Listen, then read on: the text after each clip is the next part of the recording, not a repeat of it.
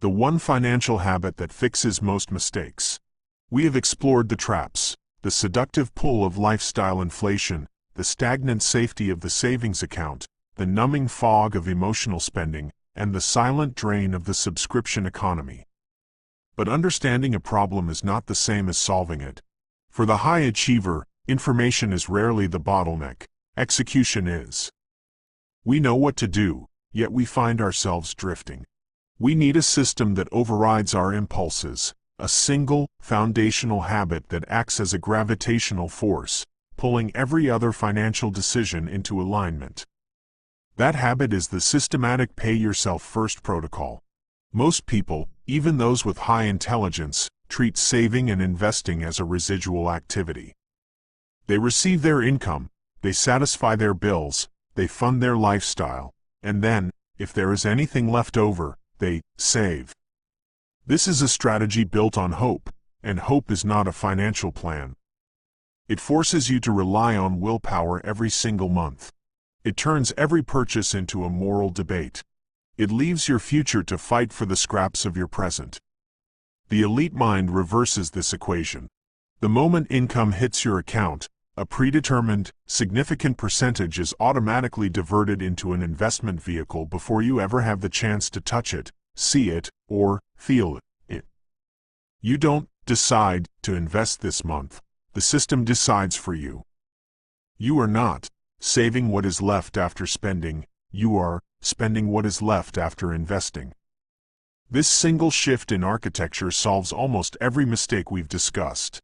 It kills lifestyle inflation because your available cash remains stable even as your income rises. It ends the saving without investing trap because the money is moved directly into productive assets.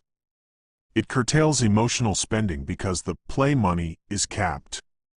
And it forces you to be efficient with your subscriptions because you are working with a smaller, more intentional pool of liquidity. Think of this habit as financial automation of integrity. By removing yourself from the decision-making loop, you protect your wealth from your own humanity. You acknowledge that you are a creature of habit, stress, and ego, and you build a cage that keeps those impulses away from your capital. You are essentially treating your future self as your most important, non-negotiable creditor. You wouldn't skip a tax payment or a mortgage payment. Why would you skip a payment to your own freedom? When you automate your wealth, you gain something far more valuable than money. You gain cognitive bandwidth. You no longer have to stress over whether you can afford a dinner out or a new pair of shoes, because if the money is in your checking account, it has already been cleared by your system.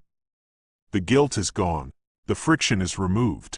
You have created a world where your default setting is prosperity. The hallmark of a truly smart person is the ability to build systems that make success inevitable and failure difficult. If you rely on your brain to make the right choice every day, you will eventually lose to a bad mood, a long day, or a convincing marketing campaign. But if you rely on a system, you only have to be smart once, the moment you set it up. True wealth is not a result of a few big wins or a stroke of luck. It is the aggregate result of a system that works while you are busy living. It is the quiet, relentless compounding of automated decisions.